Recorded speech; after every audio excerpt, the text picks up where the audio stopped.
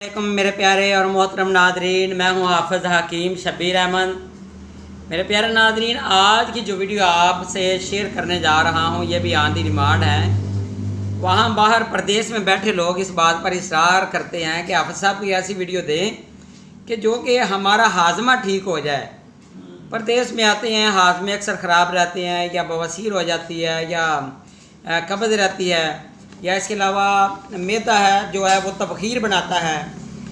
तो जब मैदा डिस्टर्ब होता है तो फिर बार बार पसीने आते हैं, पखाना सही तरह नहीं आता, मैदे में सुद्दे बन जाते हैं। या इसके अलावा ये होता है कि जो भी आप खाना खाते हैं तेज़ाबियत बन जाती है, खुराक जुज़्वे बदन नहीं बनती। मज़ीद ये होता है कि जो भी आप खाते हैं या तो उल्टी आ जाती है अक्सर लोगों को, या तो IBS का मसला बन जाता है, संगरैनी जिसको बोलते हैं। जो खाना भी खाते हैं फ़ौरन ही वो वाशरूम आ जाता है। और इसके अलावा ये आज का जो मैं आपको जवारिश देने जा रहा हूँ ये आप घर पर इजी बना सकते हैं। इसके अलावा ये है कि जिन लोगों को शिद्दत प्यास का मसला होता है, या जिन लोगों को खाना खाते ही फ़ौरन ही अफारा बन जाता है, गैस बन जाती है, बच्चों में ये प्रॉब्लम बहुत ज़्यादा आती है। लेकिन आज मैं जो आपको नुस्खा देने जा रहा हूँ इंशाअल्लाह ताला ये बहुत ज़्यादा खुश ज़ायक़ा, बहुत मज़ेदार, बहुत ही सिंपल आसान सी ये टिप्स है। हुक्मा हजरात के लिए भी ये इंशाअल्लाह ताला बहुत से हकीम मेरे नुस्खाजात को इस्तेमाल कर रहे हैं। और यहाँ पर मैं आपको एक छोटी सी इन्फॉर्मेशन दे दूँ। IBS के मतलब अल्हम्दुलिल्लाह बहुत से लोग जो है ना वो मुझे अप्रिशिएट कर रहे हैं। तो मेरी आपसे गुजारिश है कि अगर आपको IBS का मसला है तो मेरा आप नुस्खा यूज़ करें। मेरे पास आने से पहले वो नुस्खा यूज़ करें, इंशाअल्लाह आपको अफाका होगा। कोई भी नुस्खा अगर मैं आपसे शेयर करता हूं तो एक बार आजमाएं ज़रूर मेरे नुस्खाजात को। इंशाअल्लाह मैंने अपनी ज़िंदगी के अहम सरमाए आपसे शेयर किए हैं। तो प्यारे नाज़रीन, आज का जो नुस्खा आपको देने जा रहा हूं ये भी घरेलू टिप्स है, घर पर बआसानी बना सकते हैं। बहुत ही सिंपल सी टिप्स है ये। प्यारे नाज़रीन देख लें, आपने ये शुगर वाले मरीज़ों के लिए बड़ा ज़बरदस्त है। शुगर वाले जो मरीज़ हैं उनकी शुगर इससे ख़त्म हो जाती है, ठीक हो जाती है।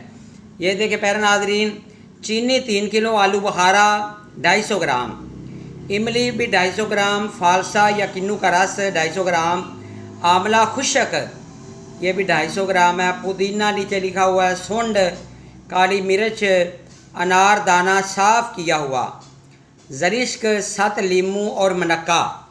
तमाम चीज़ों का वज़न मैं बता भी देता हूँ। इमली, आलू बुखारा और फालसा और आंवला खुशक ये आपने 250 ग्राम लेना है।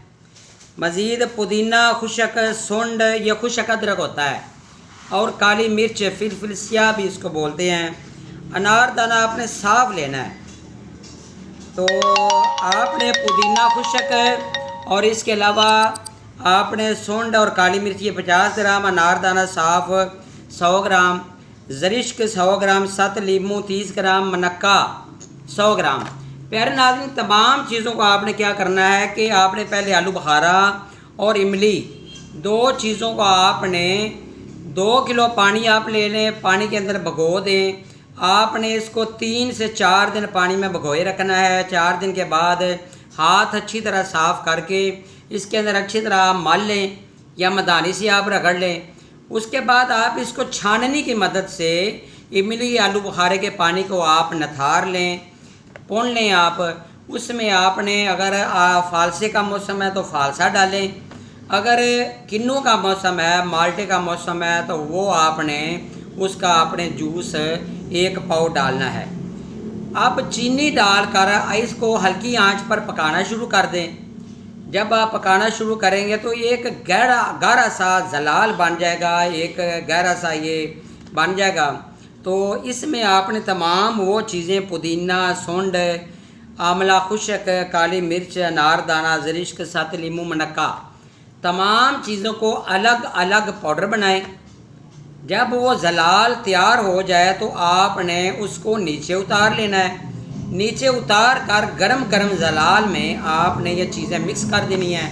तो प्यारे नाजरीन, ये आपका नुस्खा तैयार हो गया है। तो इंशाल्लाह आप इसको रोज़ाना खुराक आपकी होनी चाहिए 6 माशा या 1 तोला। अगर शदीद बदहज़मी हो जाए, शदीद हैज़ा हो, या प्यास की शिद्दत हो, या आप समझें कि मैदा ख़राब रहता है, तबखीर रहती है, तो आप 2 टाइम भी ले सकते हैं। बच्चों को भी आप दे सकते हैं। जिन बच्चों की पोटियाँ बार बार होती हैं या बेहद डिस्टर्ब रहता है या वो दूध बाहर निकाल देते हैं बच्चे, उनको उंगली की मदद से आप चटा सकते हैं। बड़ी ज़बरदस्त जवारिश है। प्यारे नाज़रीन, मेरा नंबर नोट फरमा लें 0343416747 इंशाल्लाह बहुत जल्द नई वीडियो नए इल्म के साथ हाज़िर होऊंगा। अपना ख्याल रखिएगा। अल्लाह हाफ़िज़ प्यारे नाज़रीन।